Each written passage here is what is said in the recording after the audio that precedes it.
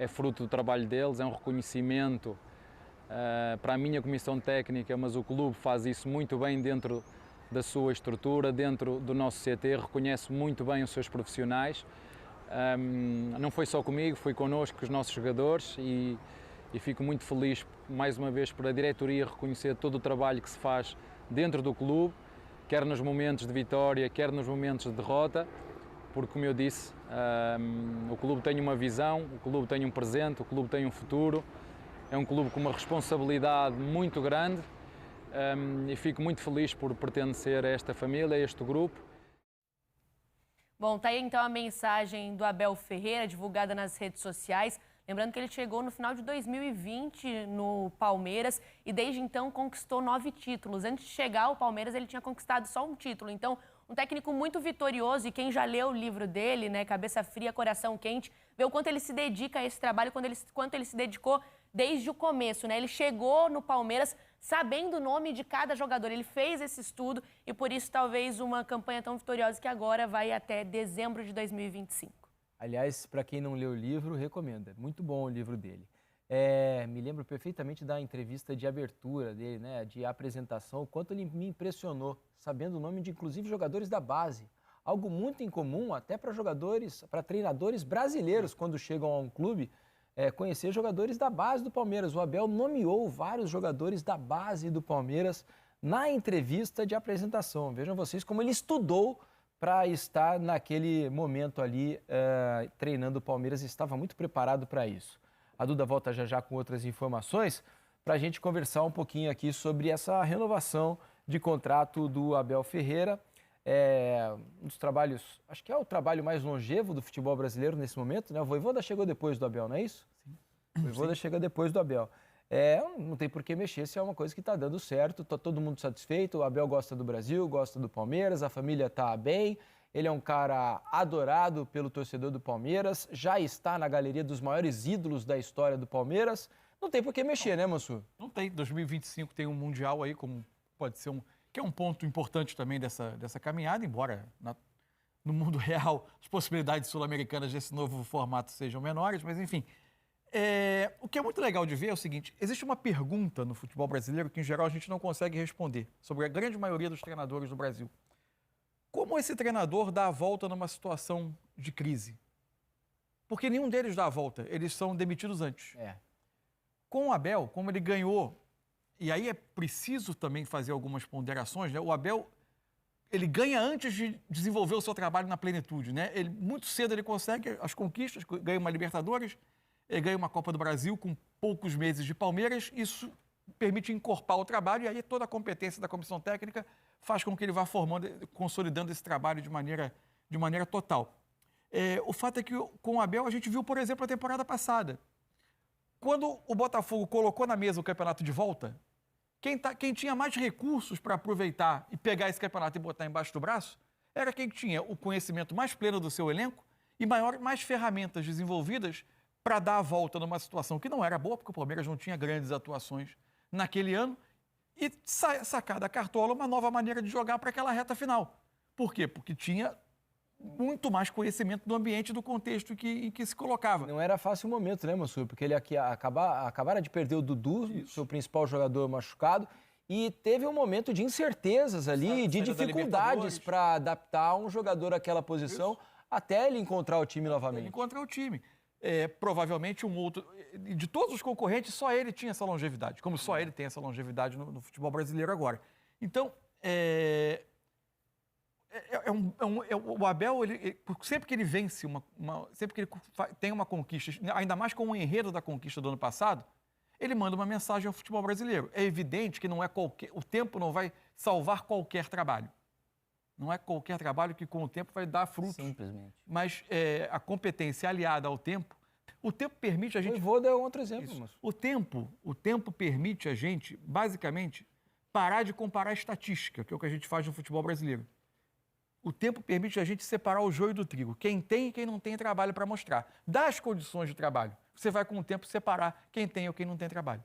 É isso aí. Hoje quem também mostrou trabalho foi a presidente do Palmeiras, a Leila Pereira, deu uma entrevista coletiva só para jornalistas mulheres. E ela explicou o motivo de ter feito isso. Vamos acompanhar. É um prazer imenso estar aqui com vocês, nesse dia que eu posso dizer, sem sombra de dúvida, eu acho que para nós mulheres é histórico, porque eu não conheço, não é nenhum caso no mundo de uma entrevista coletiva termos convidadas, né? Somente mulheres. E quando nós tivemos essa ideia, nós divulgamos e, por incrível que pareça, eu vi muitas, nem críticas, mas perguntas de homens. Por que só mulheres? É o que eu digo para esses homens: não sejam histéricos. Não é isso que falam da gente quando a gente reclama? Quando a gente precisa ser ouvida, não falam que nós somos histéricas? Não, nós não somos histéricas. Nós queremos, hoje, o que eu gostaria que hoje esse nosso encontro simbolizasse para os homens, durante 1 hora que nós vamos estar aqui todas juntas, que eles sintam o que nós mulheres, eles vão sentir em 1 hora, que eles não têm nenhum homem aqui, nessa entrevista coletiva. Eu quero que eles sintam em 1 hora o que nós mulheres sentimos desde que nascemos.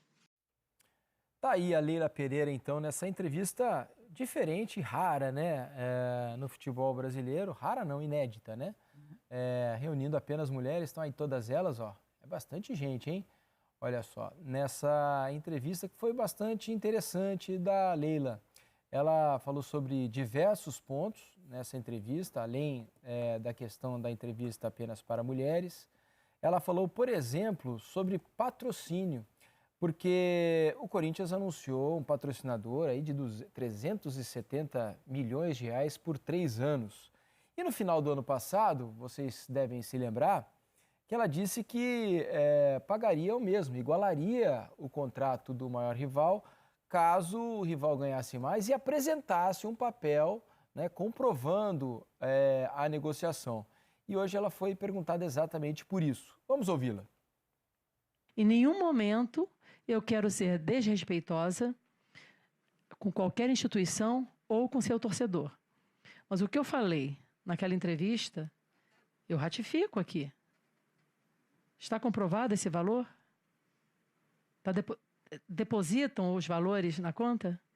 Então, porque é complicado isso, sabe? Eu estou falando de fatos, tá? Não quero falar de instituições. Vou voltar a dizer o que eu já tinha dito anteriormente. Muitas vezes aparecem empresas aqui no Palmeiras querendo patrocinar o Palmeiras, oferecendo valores que quando o Palmeiras, que eu peço para o Palmeiras fazer uma verificação nas empresas, essas empresas não têm capacidade econômica para arcar com aqueles valores que estão no contrato. Eu não vou assinar um contrato, gente, eu não vou assinar um contrato para ficar bonito para o torcedor e para a imprensa, para ficar mostrando aqui, olha quanto o Palmeiras assinou. A nossa rivalidade, a nossa briga que eu digo é a briga do bem, tá? Em campo. As coisas estão sendo distorcidas, gente. Eu não vou entrar nessa pilha, sabe? Não vou. O Palmeiras, ele vai continuar protagonista e vitorioso dentro de campo. Essa é minha responsabilidade. Porque senão, daqui a pouco, como esses clubes não ganham nada em campo, olha, não, mas eu tenho um patrocinador maior. Que isso? O que me interessa é o resultado em campo. Pois é. É que ela entrou numa situação delicada, né? Lá atrás, quando ela deu a entrevista dizendo que igualaria a proposta do Corinthians, caso o Corinthians encontrasse um patrocinador que pagasse mais do que a Crefisa paga ao Palmeiras, ela disse que igualaria a proposta. E o Corinthians anuncia ter vendido a sua camisa para um patrocinador que vai pagar 370 milhões de reais por 3 anos. que, convenhamos, é um valor que, para os moldes atuais, para o que a gente vê, é um valor exorbitante, né? Pelo que o mercado tem pago aí nos últimos anos. O Corinthians conseguiu uma proeza aí com essa negociação. E aí a Leila acaba ficando em xeque por causa daquela declaração, talvez não muito avaliada lá atrás, né, Márcio? Talvez, o que pareceu hoje também é que ela colocou em dúvida a capacidade econômica da empresa que assinou com o Corinthians claramente, de fato realizar, de honrar esse contrato. Em tese, uma empresa do ramo de apostas que inicialmente não era das consideradas líderes de mercado, digamos assim. Eu, por exemplo, não tinha ouvido falar. Muita gente não conhecia e os números acabaram surpreendendo. Agora, também não sei se dá para exigir que a empresa envie ao Palmeiras o comprovante de depósito na conta do Corinthians. Até porque para o Corinthians não seria interessante, né? Exatamente. Vou mostrar aqui, porque o Palmeiras aí vai, arruma um igual, também vai ganhar. Enfim, mas eu acho que a mensagem por trás disso era essa. Só rapidamente, acho que foi uma sacada formidável essa entrevista de hoje, só com mulheres, né? Porque esse tipo de ação, ela impacta quando ela tira pessoas da zona de conforto e faz pensar. Certamente ela fez muitos homens se sentirem estranhos hoje, diante da possibilidade de ter uma entrevista com a presidente de um grande clube brasileiro e eles não podiam permanecer. Eles passaram pelo que as mulheres passaram por muito tempo, porque a mensagem que o futebol, durante décadas, transmitiu é de que aquele ambiente não era lugar de mulheres. A gente evoluiu nesse sentido, tem caminho para percorrer, mas nesse sentido já evoluímos. Mas esse tipo de mensagem, ela tem alcance quando ele gera esse tipo de imagem que a gente está vendo aí e quando provoca reflexão. Porque foi muito curioso ouvir homem falando em segregação, né? Porque fui segregado, porque não pude participar da entrevista. Segregação foi o que as mulheres viveram no futebol há muito tempo.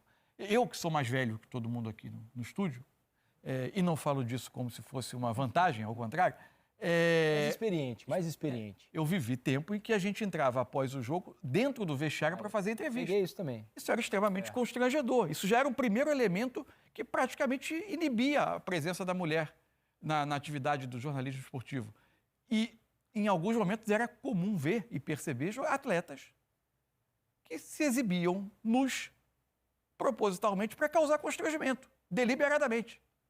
Então, não era um ambiente acolhedor, era um ambiente hostil para a mulher. A gente, aos poucos, vai avançando. Tudo que vai gerar essa reflexão, eu concordo contigo e o termo, eu estava pensando a mesma coisa. Reflexão para o nosso crescimento educacional, socioeducacional, socioemocional, tudo que for. Ela não foi desrespeitosa. E outra coisa, os homens hoje, eu acredito que não conseguiram ainda sentir o que as mulheres sentiram, porque sempre foram dominantes. Né? Hoje é uma situação que fala, caraca, eu só perdi o que eu... Cara, o mundo está evoluindo e a gente tem que ver mesmo, a gente tem que pensar dentro de um respeito.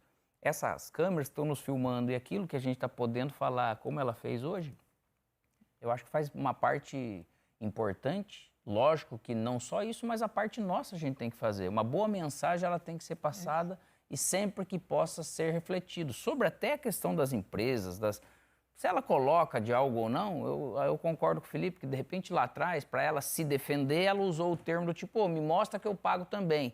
E não é necessário, ninguém precisa vender a mesma coisa que o outro, né? E às vezes tem muita gente que quer esse tipo de alimento e eu acho que não é essa competição que se existe, até porque eu não acredito que alguém também de algum clube, seja ele qual for, o cara vai mentir por tantos milhões que fez tal, porque ele tem um conselho, ele tem oposição, ele tem uma situação que não fica legal. E hoje ela também abordou um tema que é muito debatido entre os palmeirenses, que questionam se o Palmeiras talvez não pudesse ter um patrocinador diferente e que pagasse talvez um valor maior ao Palmeiras, porque ela é presidente e dona do patrocinador do clube. E ela, numa parte da entrevista, disse o seguinte, que o fornecedor de material esportivo do clube exige que em um período certo do ano o Palmeiras já informe quem é o patrocinador para que os uniformes comecem a ser confeccionados. E ela disse que vai abrir, né, uma espécie de licitação no Palmeiras e que as empresas podem fazer as suas propostas e que ela vai encaminhar ao COF, que é o Comitê de Orientação Fiscal do Palmeiras, para que o COF, e não ela pessoalmente, na pessoa física, o COF escolha qual for a melhor proposta. Se a proposta da empresa dela for a melhor, paciência, estamos conversados, tudo bem. Se houver outras propostas maiores e mais vantajosas para o Palmeiras, o que o COF definir estará decidido. Você vê algum problema nisso, Mansur? Não é problema, eu vejo conflito de interesse. Por mais que isso seja tocado, eu não tenho nenhum motivo para achar que a Leila ou que as empresas da Leila vão conduzir esse processo de concorrência pela renovação do patrocínio de uma maneira não republicana, digamos assim, né? De uma maneira desonesta, para usar um termo bem... não tem nenhum motivo. Só que existem funções que, para mim, são incompatíveis. Parte da pressão que a Leila enfrentou por contratações esse ano, parte tem relação com ser uma mulher dirigindo um clube grande.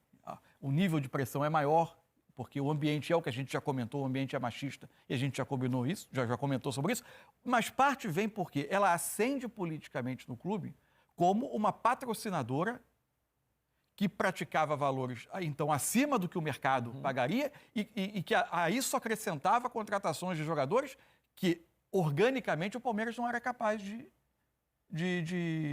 ter. Quando ela se torna presidente, inicia um movimento que é saudável de fazer o clube caminhar com as suas receitas orgânicas. Mas não é muito exigir que o torcedor compreenda que aquele personagem que ascende politicamente como alguém, como um benfeitor do clube, como alguém que colocava quantias expressivas de dinheiro através das suas empresas, uma vez sentando na cadeira de presidente, passa a estancar um pouco o fluxo de receita. Por outro lado, também com os resultados, com o elenco que foi formado, talvez você precise um pouco menos de investimentos agora, porque ela está conseguindo manter. Mas em dado momento a gente mesmo concordou que era curto, né? Sim. É que o desempenho do time talvez nos tenha desmentido. Então, e existe algum conflito de interesse ou alguma incompatibilidade quando o time se desloca num avião que está propagandeando a marca de uma empresa da presidente, quando eventualmente, como alternativa ao Allianz, o time possa usar um estádio que agora é gerido por uma empresa da presidente, e quando vai se fazer uma concorrência para patrocinar um clube que é presidido por uma das candidatas. Por mais que isso seja submetido aos conselheiros, existe uma situação desconfortável. Para mim, existe uma incompatibilidade de funções. É que ainda assim, pensando do outro lado, todas essas ações, no fim das contas, beneficiam os jogadores, beneficiam o Palmeiras. E eventualmente também as empresas da presidente. Eventualmente também, mas há um benefício mútuo, né? É uma questão de mutualismo ali, né? Aí eu concordo que pode ter isso, Mansur, ao mesmo tempo. Só para terminar, se fosse uma coisa que só beneficiasse a empresa, as empresas dela, e os jogadores fossem prejudicados por isso, ou houvesse um prejuízo ao Palmeiras. Se o resultado final fosse um valor menor, uma condição com menos transparência, se for dentro. Lógico que ela vai ter que colocar à disposição, de uma forma mais transparente ainda, né, se fosse possível, por justamente ela estar realmente conflitando de ser a presidente e dona das marcas. Porém, se o resultado final, em vez dela estar pagando lá 80 milhões por ano, fosse 20, aí ia ser pior ainda, porque de repente o risco de ter algo melhor para o Palmeiras e o Palmeiras estaria sendo lesado. Porém, a comunicação sobre isso eu acho que é mais delicada, mas é possível fazer para que não fique nenhuma aresta sobre essa questão, que ela é clara e inerente. É isso aí. Tem bastante coisa para falar sobre o Palmeiras, mas agora é hora de falar do Flamengo, porque o Flamengo embarcou hoje à tarde para Manaus. Lá vai fazer a estreia no Campeonato Carioca contra o Audax. É o primeiro compromisso, né, da temporada rubro-negra. E o Thiago Lima, que é o setorista do GE. Globo do Flamengo. Fala aí, rapaziada do nosso canal Futebol Verde React, trazendo mais um vídeo aqui no nosso canal. E nesse vídeo falando aí do Palmeiras. Na matéria aí você vê, Abel comemora a renovação com o Palmeiras e afirma: muito feliz de pertencer a essa família. Treinador agradeceu o reconhecimento da diretoria e do planejamento. Clube tem projeto. Então, Abel Ferreira, que tinha contrato com o Palmeiras até o fim de 2024, renovou por mais uma temporada e vai ficar até o fim de 2025. Então, Abel Ferreira vai disputar o Mundial pelo Palmeiras. Gostou do vídeo? Deixa o seu like, se inscreva no canal, ativa o sininho das notificações. Forte abraço a todos e até nosso próximo vídeo aqui no nosso canal Futebol Verde React.